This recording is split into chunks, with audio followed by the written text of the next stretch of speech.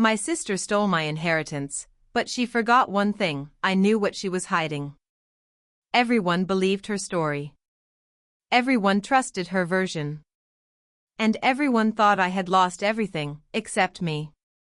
My sister didn't take my inheritance in a dramatic way. There were no arguments, no fights, no obvious conflict. It happened quietly, through paperwork, conversations, and decisions made when I wasn't in the room. After our grandmother passed, the family gathered to discuss what came next.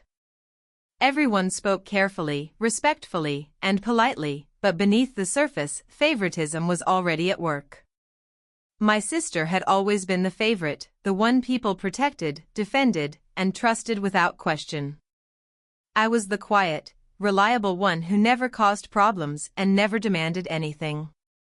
When the inheritance was discussed, my sister spoke with confidence, as if ownership had already been decided. She presented documents, explanations, and stories that sounded reasonable on the surface. And no one challenged her. No one asked for proof. No one looked at me. I sat there watching my future quietly redirected, noticing how something meant to be shared had been quietly taken. Not violently. Not aggressively. But deliberately. And the worst part wasn't the money, it was the realization that no one thought I was important enough to protect. I didn't confront her. I didn't accuse her. I didn't argue with my family. Not because I believed her story, but because I understood the room I was sitting in. I knew if I spoke, I would sound bitter; if I protested, I would look jealous; if I pushed back, I would become the problem. So I stayed quiet. I carried the injustice alone, pretending nothing had changed while something inside me hardened. Family gatherings continued. Conversations stayed polite. Smiles stayed in place. But the trust was gone. I started paying attention instead of reacting, listening instead of speaking, observing instead of engaging. And in that silence, I noticed details I had never questioned before: inconsistencies in her stories, small contradictions, and gaps in timelines that were easy to ignore, unless you were paying attention. I wasn't searching for revenge. I was searching for truth. Because something didn't feel right. The truth didn't arrive all at once. It came in fragments: a document that didn't match her explanation, a conversation that contradicted her timeline, a detail that didn't align with what she claimed.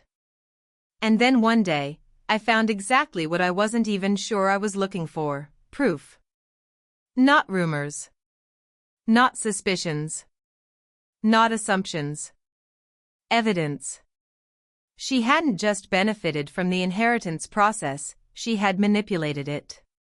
She had altered information, withheld documents, and redirected assets using legal gray areas that no one questioned because they trusted her blindly. The confidence, the calm, the certainty, suddenly it all made sense. She had planned this carefully, and she assumed no one would ever look closely enough to see it. She thought silence meant ignorance. But silence had given me time. Time to notice, time to prepare, and time to plan my exposure carefully. I didn't confront her immediately.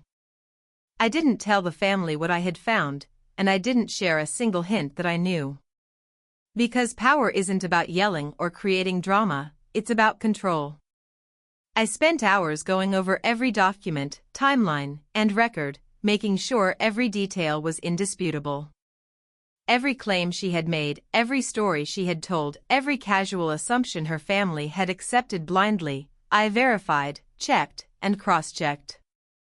I spoke quietly with professionals who could confirm the legality of what I had uncovered. I made plans for how to present the evidence so that nothing could be ignored or dismissed. I didn't do it out of anger, and I didn't do it out of spite. I did it to make sure that when the moment came, the truth would speak louder than words ever could.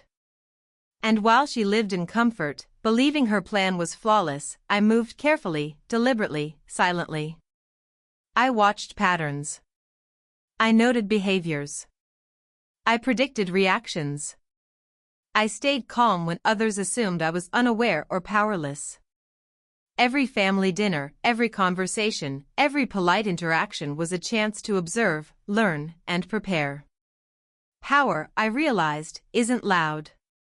It doesn't need attention. It doesn't need applause.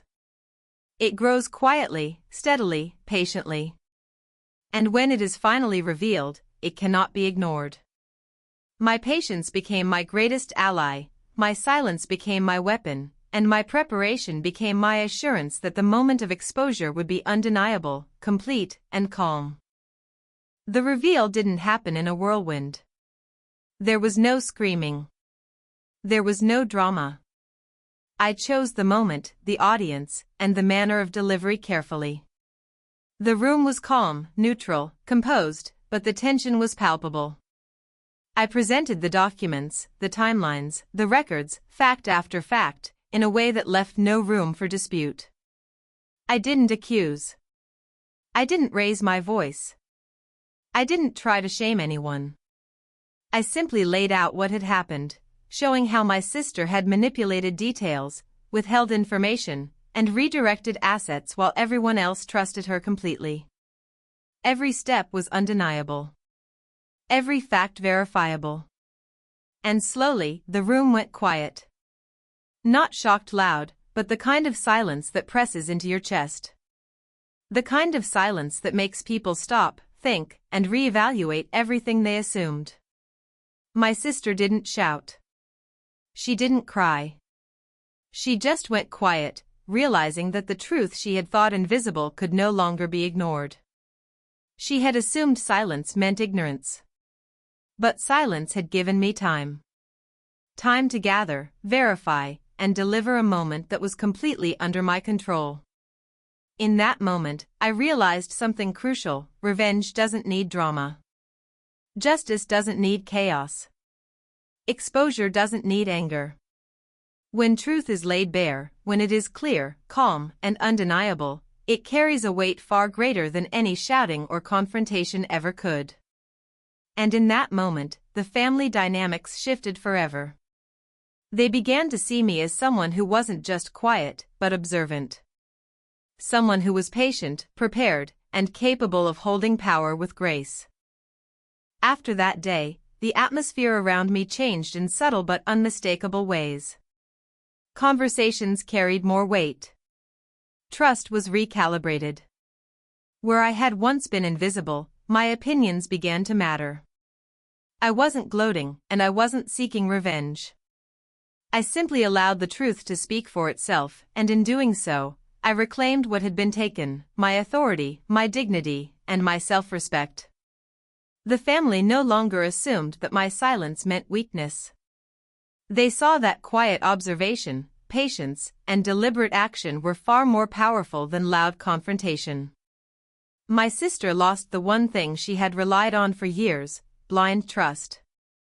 I didn't need to humiliate her. I didn't need to punish her. The facts had already done that. My victory was calm, undeniable, and completely controlled.